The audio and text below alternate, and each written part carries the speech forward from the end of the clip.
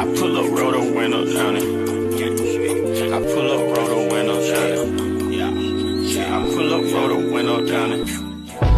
Baby, you don't know what you do to me. Between me and you, I feel like chemistry. I won't let no one come and take your place. Cause the love you give, you can't replace. It's not in the case of anybody. That's why I'm mine. I spend my life with you.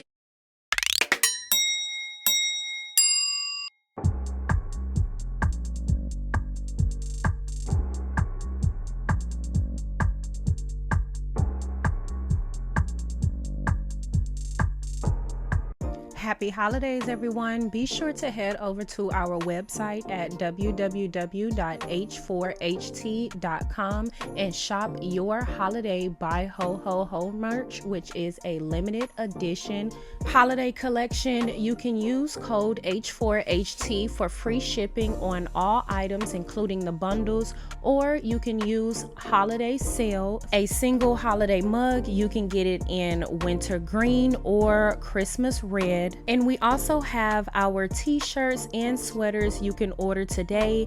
And just to let you know, if you catch me on live, you can use the code NOWLIVE for 20% off of all items. This collection won't be available for long as it is limited edition, so take advantage of the sales today. Happy holidays, everyone. Enjoy your holidays, and remember, bye ho ho the haters away.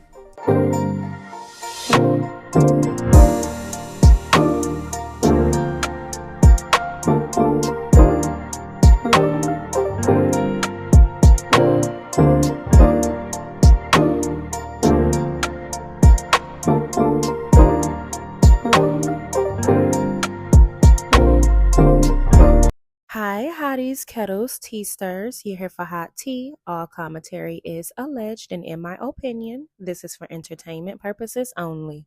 Okay, so Marquez is still going at it, but this time, instead of him going at it with Trish or Ken or people on the internet, he's going at it with Marsau, and we don't know yet, right? This might be a one-sided beef, but he is seemingly responding to Marsau. I guess Marsau made some comments on the Mr. Monday show that he did with Carlos, and that has upset Marquez. Now, I've not really given too much of an opinion when it comes to Marquez, but let's just call a thing, right?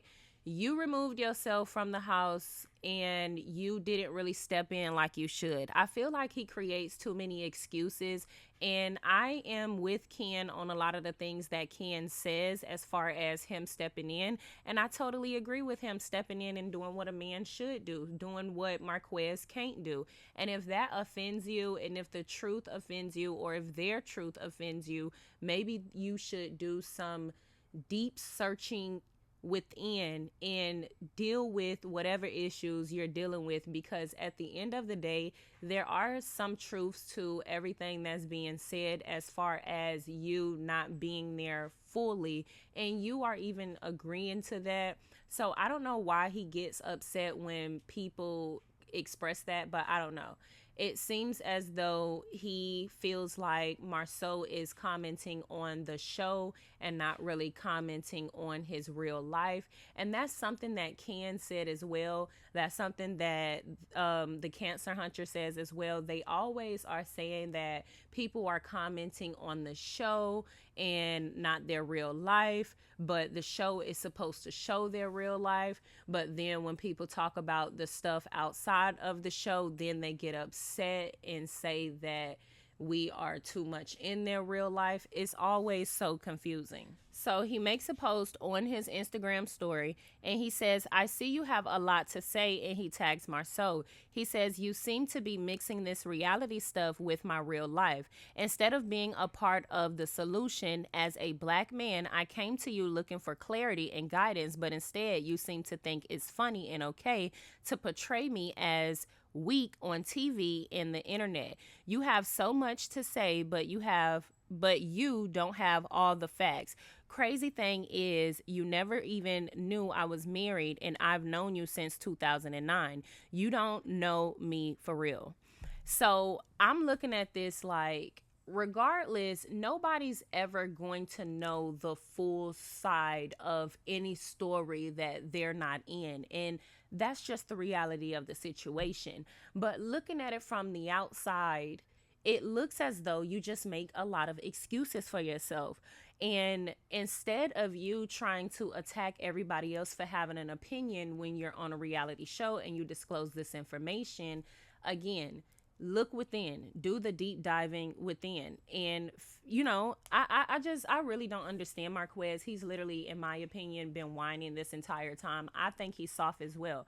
I don't think he's soft because he's emotional. I think he's soft because all he does is make excuses rather than be a solution. You're going to another man trying to, what did he say in this? You're going to another man trying to get solutions or clarity. Why do you need clarity from another man? You're a grown ass man. And this is the problem. You don't need to get clarity from another grown ass man. If you just want to vent, that's one thing. If you need advice, that's one thing. But clarity, that's something that you need to get from within. That's some shit you get from God. That's some shit you get from the spiritual whatever. But to go to other, I don't know. I feel like you can go to people for clarity if they're in the same situation. But to go to somebody that's outside of your situation as a grown ass man to another man for clarity, I think that's weak. And that's just my opinion. And I'm a lady, so I don't know. But what I also think is weak is to continue to make excuses rather than just jump in there and do what you have to do. When you say things like, oh, I tried to come over, but they're doing things like this and they're doing things like that don't mean you can't be involved. That don't mean you can't be there. That don't mean you can't step in. But this is an excuse that weak men like to use a lot to hide from the fact or disguise the fact that they're too weak to actually step up and be the solution. You talking about everybody else being the solution for your problem. You're a grown ass man. You're supposed to be the resolve for your own situation. But that's my thoughts on it. Y'all get in the comment section. Y'all let me know what y'all think. Don't forget to like, subscribe, comment, hit the post notification bell so y'all are up to date each and every time that I upload. I think that that's real talk. If we're going to be honest about what I think that he is a master at playing on women's emotions and getting sympathy. Oh, wow. And I think that it was an ego stroke, right? Oh. When a man that you can't beat, that you're simply not better than, that everything in your life, when you take the size, when you take the wife, when you take the kids, that's an ego stroke. Mm-hmm. And so I think that he was realizing he lost in that moment. That's something that he should have and could have been proud of. I think he's playing on people's emotions. I think it was a very sad moment for him to lose like that. But I don't think for 1 second he was crying about losing the kids. But listen though, he was crying about losing the relationship and losing. And I think that he's still in love with her. I think he's crying about losing something that he thought he could leave on the shelf and come back to when he was ready. And he left it on the shelf, and somebody else came along. And to me, I'm gonna get in trouble for this. She wasn't all the way gone. I feel like that. Wait. When you say you believe Trisha was not all the way gone, what do you mean by that? I'm saying that divorce papers are easier to get. If someone's out of your house for years and years and years, it's much easier to get. So I think that the divorce rate wouldn't be so high in the United States if it was that difficult to have. You know what I'm saying? And the reason why it's not is because people were holding on to something. So to the certain, and I'm not saying rightfully so. I mean, this your high school sweetheart is all you knew, and it's tough to get into the second situation.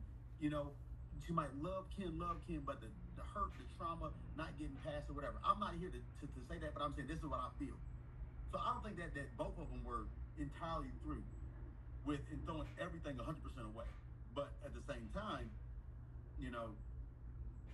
I think Marquez stuff was on for sure. I mean, Ken did say he could come to him and talk to him about it. Boy. Hey, but you know what? For me, that was some boss. Hey, that was a boss. Yo. Hey, that's the I ain't gonna lie, Carlos. If they help it on Bell Collective, I'm turning some tables over. I won't smoke. I won't smoke, nigga. What you gonna tell me? I can come to you. I tell you what. Yo. Then don't be the guy that gets told that. Then don't be the guy that don't put yourself in a position where somebody can sit. Put yourself in a position where someone sitting across the table says, "Hey man, I'll help you out too."